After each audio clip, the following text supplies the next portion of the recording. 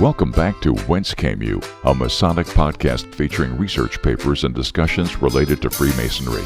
Here's your host, Brother Robert Johnson. All right, this is episode 238. Welcome back to the program. We've got a great show this week. Just a couple things I want to mention. Over the past few weeks, I just want to say thanks so much for supporting all of the wild and crazy things that have been going on in the craft. So this week in the program, we are going to continue our series on Albert Pike. Back on episode 232, 6 episodes ago, we covered Albert Pike and Albert Pike Part 1. Tonight is Albert Pike Part 2.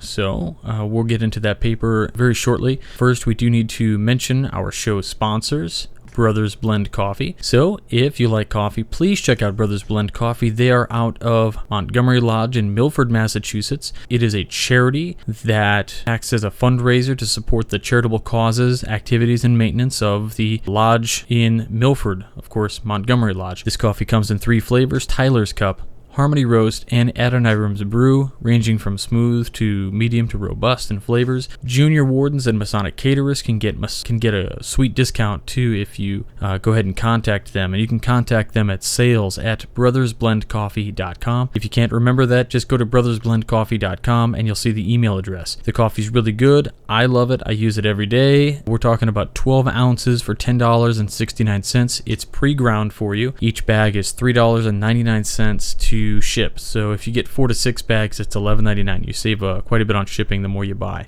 And of course, you can do PayPal right there. So credit cards and all that stuff, you don't have to do it old school style where, lodges typically, they always do this thing where they throw this amazing fundraiser and then you're like, all right, cool, how do I do this? And they're like, you got to pay by check. And that's usually a killer for me. So it's really good. They've got it set up very nicely. They're doing it the right way. So check them out. Again, www.brothersblendcoffee.com. I did also want to mention they will have a booth at MasonicCon 2016. So MasonicCon 2016 is happening on April 23rd. It's just around the corner, a few weeks away.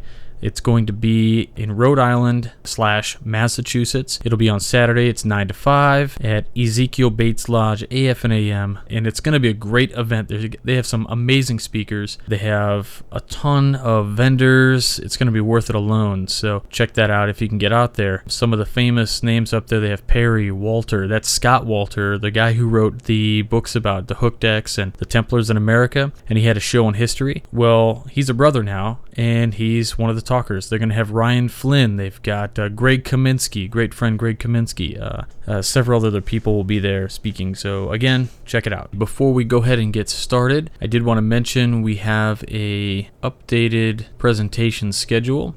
So on May 5th, it's a Thursday evening, we're going to do dinner at 7 p.m. Symposium. It'll be a light symposium, so about an hour and a half. We're going to have myself, I'll be speaking along with Right Worshipful Brother Graham Southall, who is on the Illinois Committee of Masonic Education, and also a district education officer like myself from the 2nd Northeast District of Illinois, Brother Jay Reed. So if you've got some time to spare and you want to come out and catch some cool education, please do so. That'll be at DC Kregier Lodge, number 81 in Wheeling, Illinois. That'll be a good night. Following that, on May 20th, I will be at Leyden Laurel Lodge, 1057 in Franklin Park, Illinois. Topic is pending. Don't know at this point. May 31st, I'll be at Damascus, 290 in Milwaukee, Wisconsin. Topic pending. I'm thinking that's going to be a colonial Freemasonry presentation. We're going to be doing it over dinner. It'll be a knife and fork degree, so it'll be pretty fun. June 4th, I'll be out in Rockford, Illinois. Details pending. June 26th, I'll be in Crete, Illinois, presenting the word, and still some possibility of a 2016 Pennsylvania Honesdale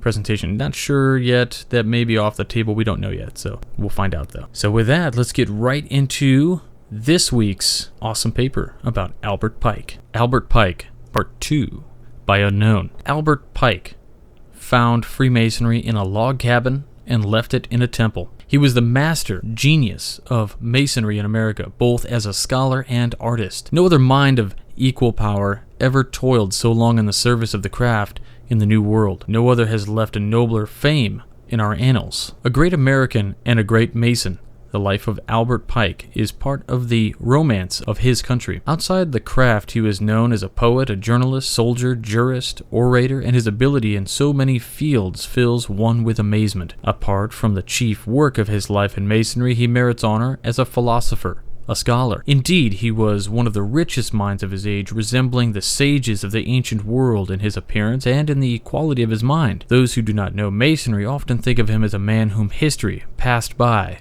and forgot. Pike was born in Boston, Massachusetts, December 29, 1809, of a family in which are several famous names, such as Nicholas Pike, author of the first arithmetic in America, and the friend of Washington, and Zebulon Pike, the explorer who gave his name to Pike's Peak. His father, he tells us, was a shoemaker who worked hard to give his children the benefit of an education. His mother, a woman of great beauty, but somewhat stern in her ideas of rearing a boy. As a child, he saw the festivities at the close of the war with Great Britain in 1815. When Albert Pike was 4, his father moved to Newburyport, and there the boy grew up, attending the schools of the town and also the academy at Farmingham. At 14, he was ready for the freshman class at Harvard, but was unable to pay the tuition fees for 2 years in advance, as was required at the time, and proceeded to educate himself. Had he been admitted to Harvard, he would have been in the class of Oliver Wendell Holmes. As a lad, Albert Pike was sensitive,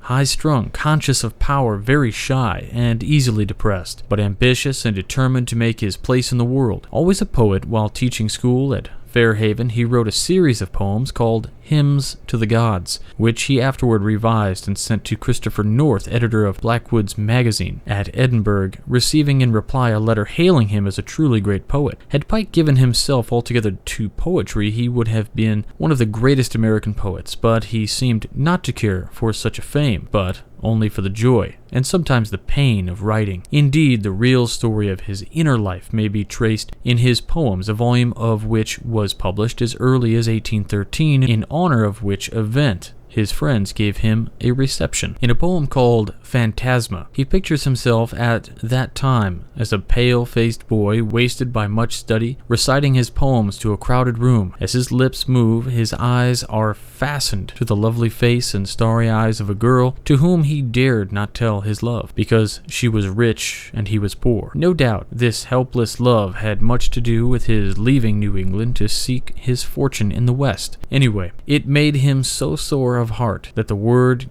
God does not appear in his poetry for several years. Another reason for going away was the rather stern environment of New England, in which he felt that he could never do and be his best. So he sings. Weary of fruitless toil, he leaves his home to seek in other climes a fairer fate. Pike left New England in March of 1831, going first to Niagara and thence walking nearly all the way to St. Louis. In August, he joined a party of 40 traders with 10 covered wagons following the old Santa Fe Trail. He was a powerful man, 6 feet and 2 inches tall, finely formed, with dark eyes and fair skin, fleet of foot and sure shot, able to endure hardship and greatly admired by the Indians. He spent a year at Santa Fe, the unhappiest months of his life. Friendless, homesick, haunted by many memories, he poured out his soul in his sad-hearted poems, in which we see not only the desperate melancholy of the man, but the vivid colors of the scenery and life round about him. Shelley was his ideal, Coleridge his inspiration, but his own genius was more akin to Bryant than any of the other singers. What made him most forlorn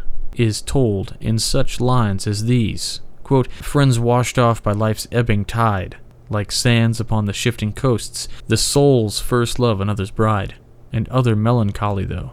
End quote. Happily, new scenes, new friends, and new adventures healed his heart, and a new note of joy is added to his rare power of describing the picturesque country in which he was a pilgrim. In 1832, with a trapping party, he went down to the Pecos River in the Staked Plains, and then to the headwaters of the Brazos and Red Rivers. It was a perilous journey, and he almost died of hunger and thirst, as he has told us in his poem Death in the Desert. After walking 500 miles, he arrived at Fort Smith, Arkansas, friendless, without a dollar, and well-nigh naked. He was soon teaching school in a tiny log cabin near Van Buren, and tired of wandering, his life began to take root and grow. Again, his pen was busy writing verses for the Little Rock Advocate, as well as a political article under the pen name Casca, which attracted so much notice that Horace Greeley reprinted them in the New York Tribune. Soon, the whole state was eager to know the genius who signed himself Casca. Robert Crittenden and Judge Turner rode through the wilderness and found the tall, handsome young man teaching in a log schoolhouse on Little Piney River. Charmed with his modesty and power, they invited him to go to Little Rock as assistant editor of the Advocate. Here ended the winter of his wanderings, and his brilliant summer began among friends who loved him and inspired him to do his best. Pike made an able editor, studying law at night, never sleeping more than 5 hours a day, which enabled him to do as much work as two men usually do. By 1835, he owned The Advocate, which contained some of his best writing. He delved deep into the law, mastering its history, its philosophy, and once admitted to the bar, his path to success was an open road. About this time, we read a tender poem, quote, "To Mary," showing that other thoughts were busy in his mind. The same year, he married Miss Mary Hamilton, a beautiful girl whom he'd met on a June day at the home of a friend. A few months later appeared this, quote-unquote, prose sketches and poems, followed by a longer poem, bold, spirited, and scholarly, entitled, quote-unquote, Ariel. His poems were printed for the most part by his friends, as he seemed deaf to whispers of literary ambition. In the war with Mexico, Pike won fame for his valor in the field of Buena Vista, and he has enshrined that scene in a thrilling poem. After the war, he took up the cause of the Indians, whose life and languages fascinated him, and who, he felt, were being robbed of their rights. He carried their case to the Supreme Court,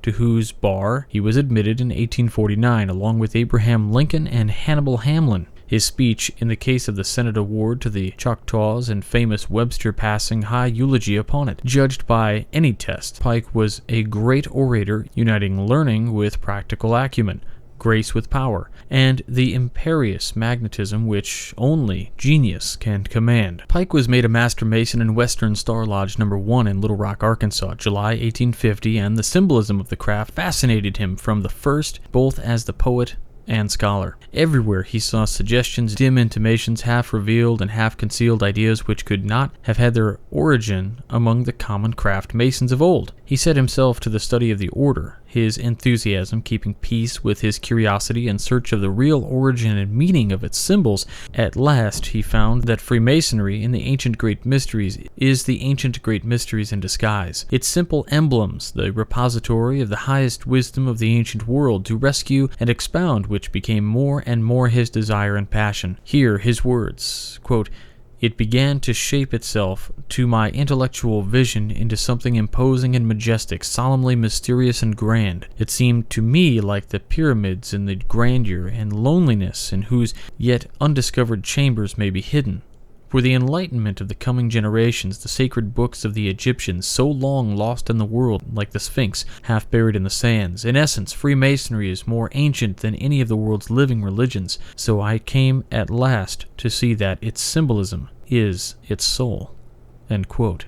Thus, a great poet saw Freemasonry and sought to renew the luster of its symbols of a high and gentle wisdom, making it a great, humanizing, educational, and spiritual force among men. He saw it in a faith deeper than all creeds, larger than all sects, which, if rediscovered, he believed would enlighten the world. It was a worthy ambition for any man, and one which Pike, by the very quality of his genius as well as his tastes, temper, and habits of mind, seemed born to fulfill. All this beauty, be it noted, Pike found in the old Blue Lodge. He had not yet advanced to the higher degrees, and to the end of his life, the Blue Lodge remained to him a wonder and a joy. There he found universal masonry, all the higher grades being so many variations on its theme. He did not want masonry to be a mere social club, but a power for the shaping of character and society. So far, Pike had not even heard of the Scottish Rite, to which he was to give so many years of service. He seems not to have heard of it until 1852, and then, as he tells us, with much of the same feeling with which a Puritan might hear of a Buddhist ceremony performed by a Calvinistic church. He imagined that it was not Masonry at all, or else a kind of Masonic atheism. His misunderstanding was due, perhaps, to the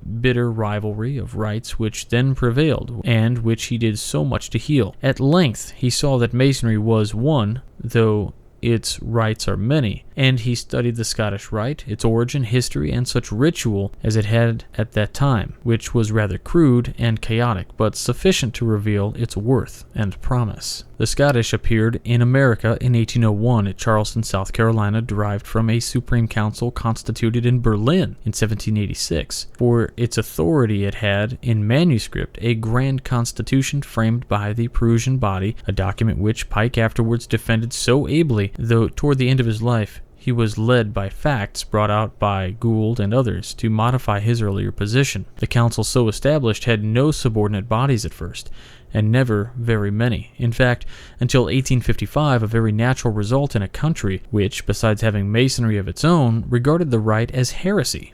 Nonetheless, Pike entered the Scottish Rite at Charleston March 20th, 1853, receiving its degrees from the 4th to the 32nd and the 33rd degree in New Orleans in 1857. The following year, he delivered a lecture in New Orleans by special request before the Grand Lodge of Louisiana, his theme being, quote, the evil consequences, odd schisms, and disputes for power in Masonry, and of jealousy and dissensions between Masonic rites, end quote. One of the greatest single Masonic lectures ever delivered, in which may be found the basis of all Masonic thought and teaching. Masonry, as Pike saw it, is morality founded in faith and taught by symbols. It is not a religion, but a worship in which all good men can unite, its purposes being to benefit mankind, physically, socially, and spiritually, by helping men cultivate freedom, friendship, and character.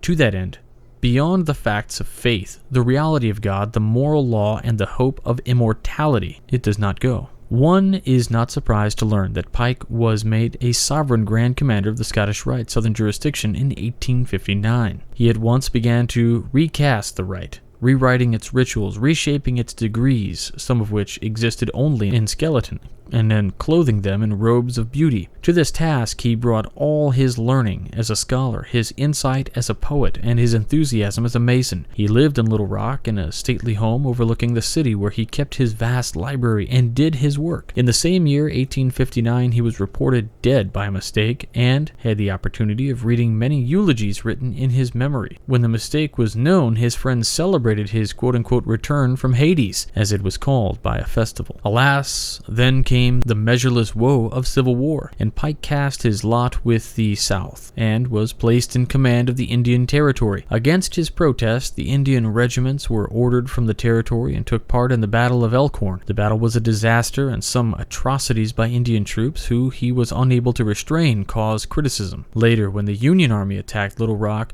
the commanding General Thomas H. Benton, Grand Master of Masons in Iowa, posted a guard to protect the home of Pike and his Masonic library. After the war, Pike practiced law for a time in Memphis.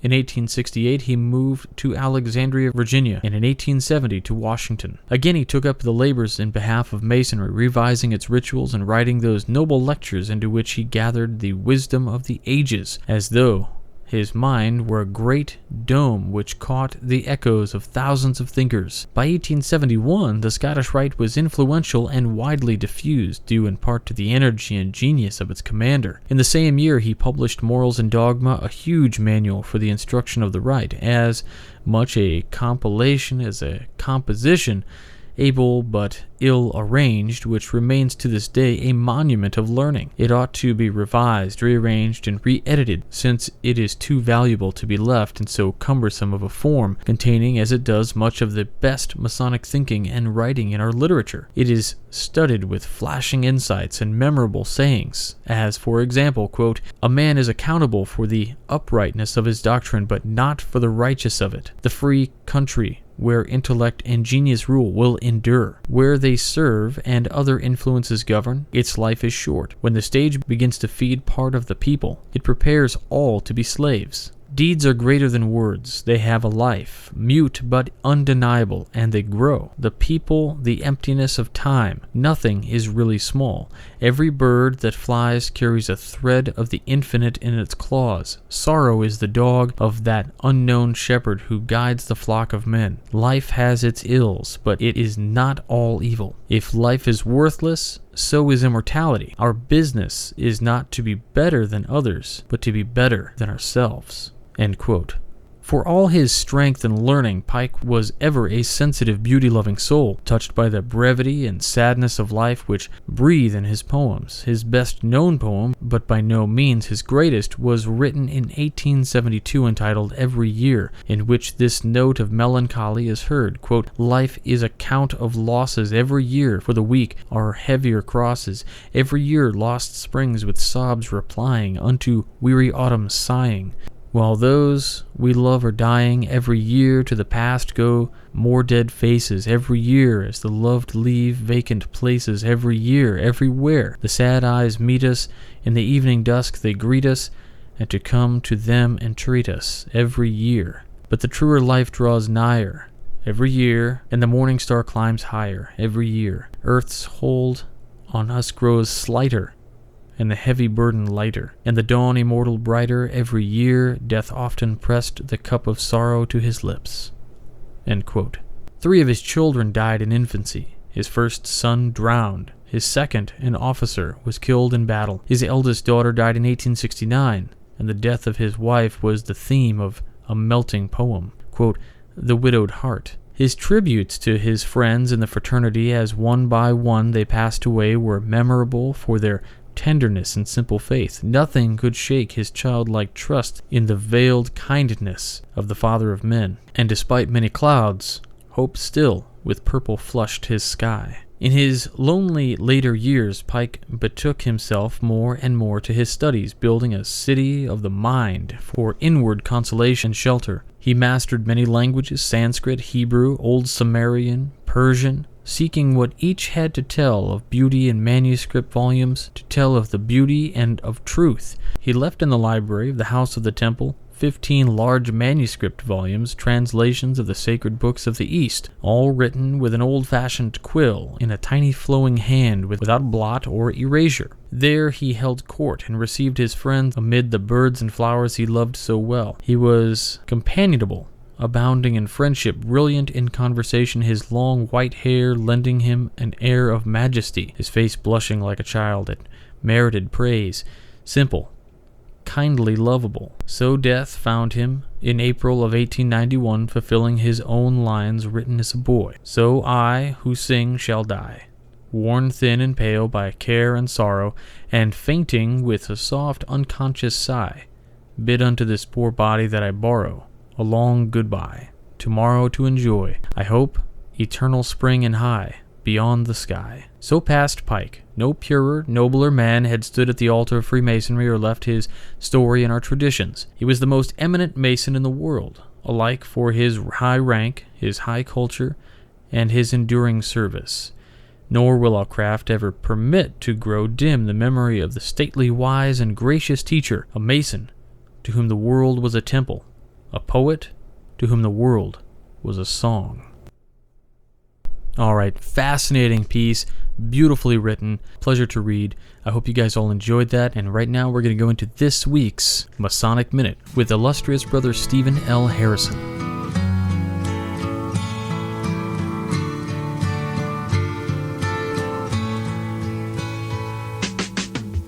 The candidate, as instructed, knelt at the altar. In front of him in the east, the worshipful master stood at his podium and asked a question we have all been asked. In whom do you put your trust? Silence followed. Having encountered similar hesitation before, the composed worshipful master rephrased the question and asked, in whom do you put your spiritual trust? After another long pause, the candidate finally answered, I guess I put my trust in myself. If you're trying to get me to say I put my trust in God, I can't. I don't believe in God. Another period of silence followed. Still composed and carefully assessing the situation, the master asked, would you please repeat what you just said? The candidate repeated his answer. Standing before a hushed and stunned lodge, the veteran master knew exactly what he had to say next. Brother Senior Deacon, you will escort the candidate to the preparation room. Freemasons believe in God, and we take it seriously. It's not just lip service. We tolerate all religions, but hold a belief in deity as the single, non-negotiable requirement to becoming a member. No exceptions, and no exception was made that night either. This incident took place a couple of years ago at Brotherhood Lodge number 269 in St. Joseph, Missouri, with a friend of mine, Dennis Vogel, presiding. The Missouri petition is very clear in stating that the candidate holds a strict belief in God, but this candidate signed the petition anyway.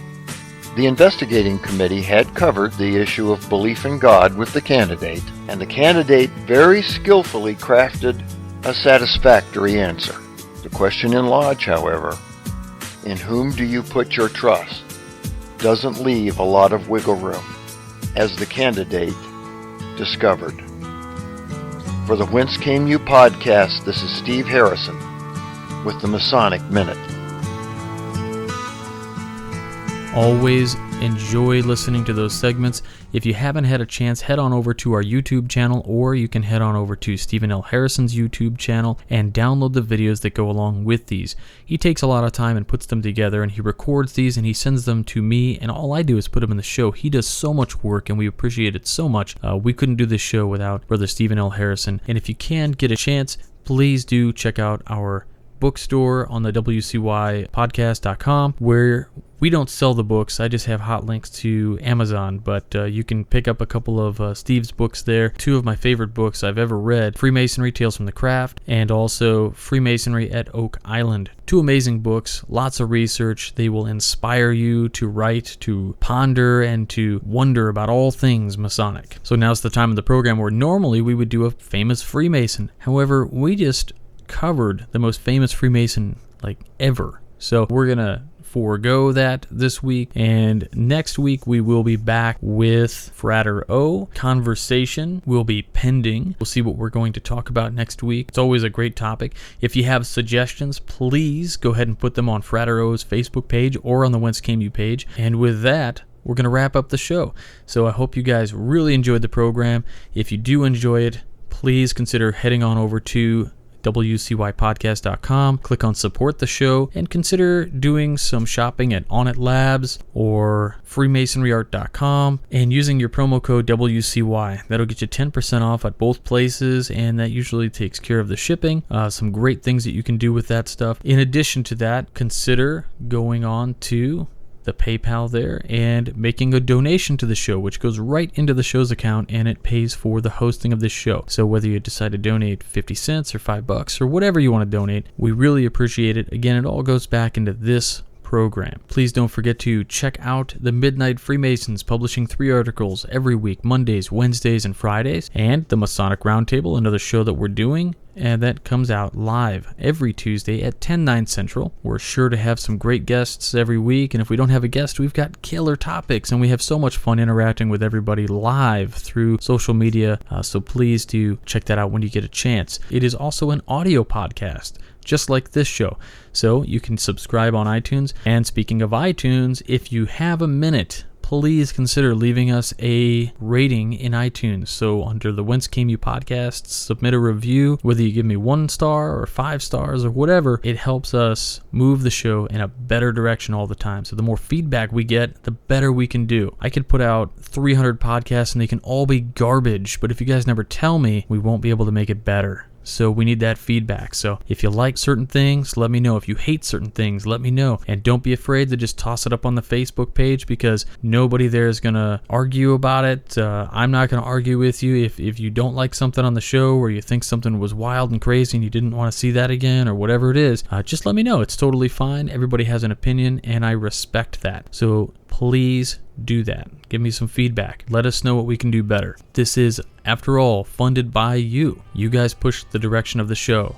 with what you're craving and your donations and all that. So this is all listener supported. If you haven't had a chance yet, go on over to theMasonicRoundtable.com or our website, wcypodcast.com, and check out the videos of our presentations we did at the Grand Lodge of Pennsylvania's Academy of Masonic Knowledge. We had a great time. Brother John Ruark is fast gathering his information on his surveys, so please check that out as well. If you haven't done that Masonic survey, I'll have a link to that this week also. Don't miss it. And until next week, stay on the level. For Whence Came You, I'm Robert Johnson.